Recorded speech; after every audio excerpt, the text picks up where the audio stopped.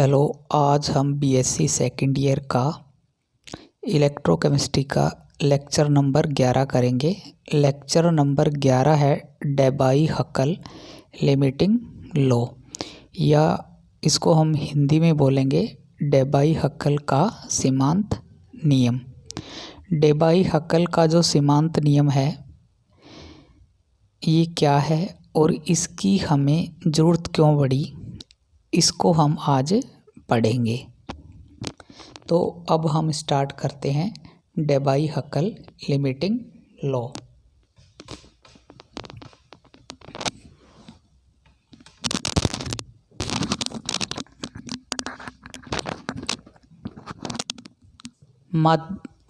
अभी तक हमने पढ़ा था माध्य सक्रियता गुणांक का मान इकाई से काफ़ी विचलित क्यों हो रहा है, इसकी व्याख्या इस नियम द्वारा की जाती है। माध्य सक्रियता गुणांक का मान इकाई से काफ़ी विचलित क्यों हो रहा है, इसकी व्याख्या इस नियम द्वारा की जाती है। डेबाई-हक्कल ने बताया कि प्रबल विद्युत अपघट्यों के विलयन में आदर्श व्यवहार से विचलन का कारण उनके आयनों की रासायनिक प्रकृति नहीं वरन विद्युत अपघट्य के आयनों की संयोजकता व माध्यम की आयनिक सामर्थ्य पर निर्भर करता है।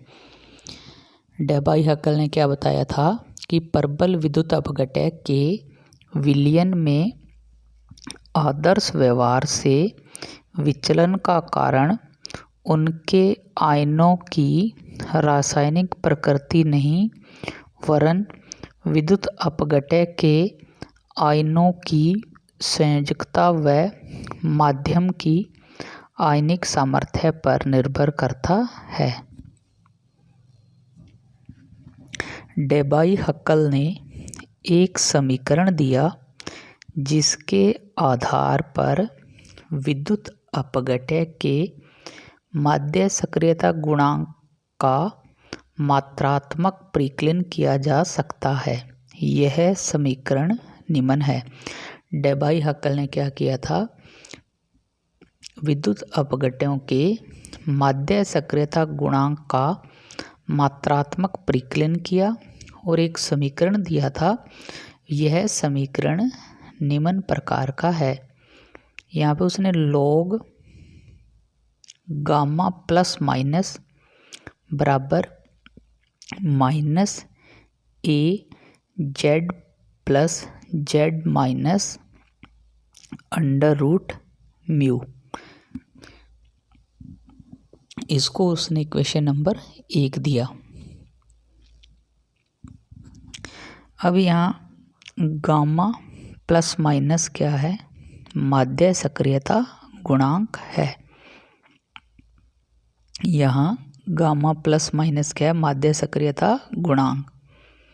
जेड प्लस यहाँ पे क्या है, धनायन की संयोजकता, वैलेंसी ऑफ कैटायन।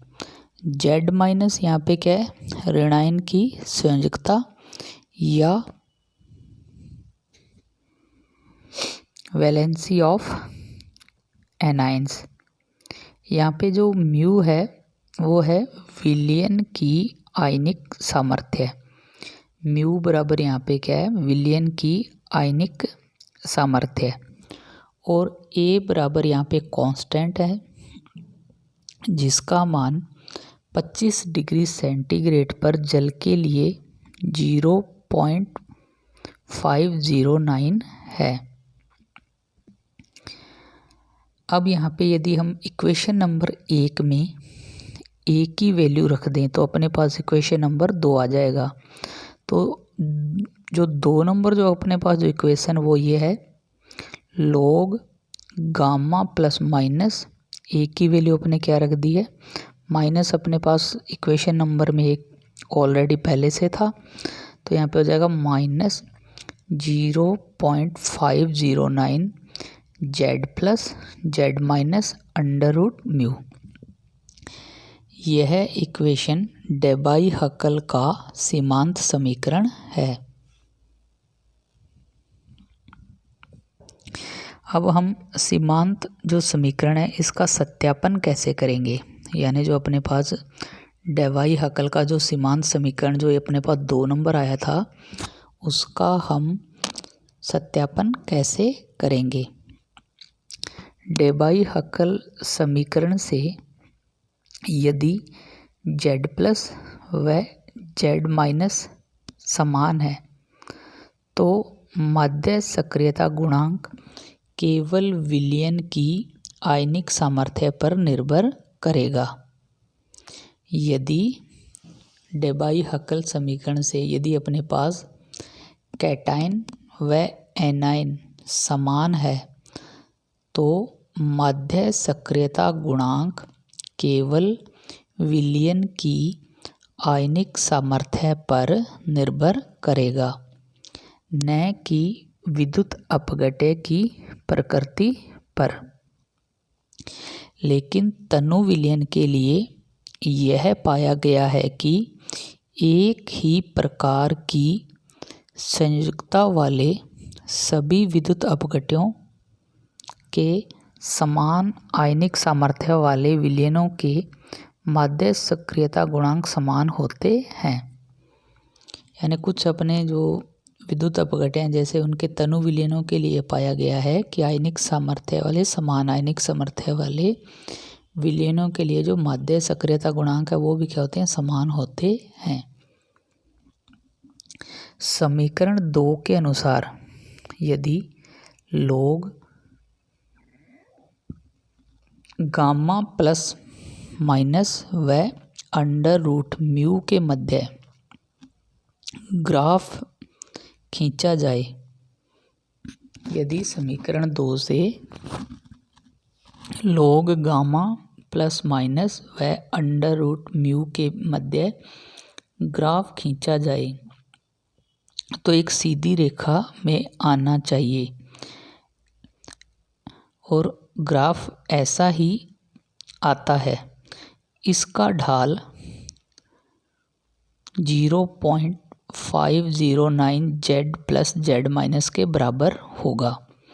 यदि हम क्या करें, समीकरण 2 के अनुसार log गामा प्लस माइनस व अंडर रूट म्यू के बीच में ग्राफ खींचे तो एक सीधी रेखा आती है और इस सीधी रेखा का जो ढाल है वो 0.509 z प्लस z माइनस के इक्वल होगा।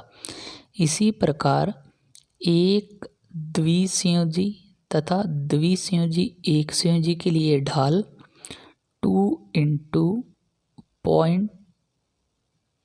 0.509 तथा एक संयोजी त्रिसंयोजी या त्रिसंयोजी एक संयोजी विद्युत अपघट्य के लिए इस ढाल का जो मान होगा वो 3 × 0.509 होगा। ग्राफ से स्पष्ट है कि सांद्रता बढ़ने के साथ साथ विचलन भी बढ़ता है। ग्राफ जो यहाँ पे हमने जो ग्राफ प्लॉट किया है, ग्राफ से हमें ये भी स्पष्ट है कि सांद्रता बढ़ने के साथ साथ विचलन भी बढ़ता है, अर्थात यह नियम तनु विलयन पर ही लागू होता है। ग्राफ में टूटी रेखा अपेक्षित व्यवहार को व ठोस रेखा प्रायोगिक मानों को प्रदर्शित करती है। यहाँ पे जो मैंने इस ग्राफ के अंदर जो डॉटेड लाइन बताई है वो डॉटेड लाइन ये बता रहे हैं कि अपेक्षित मान क्या होना चाहिए, लेकिन जो ठोस रेखा रही है वो प्रायोगिक मानों को बता रही है।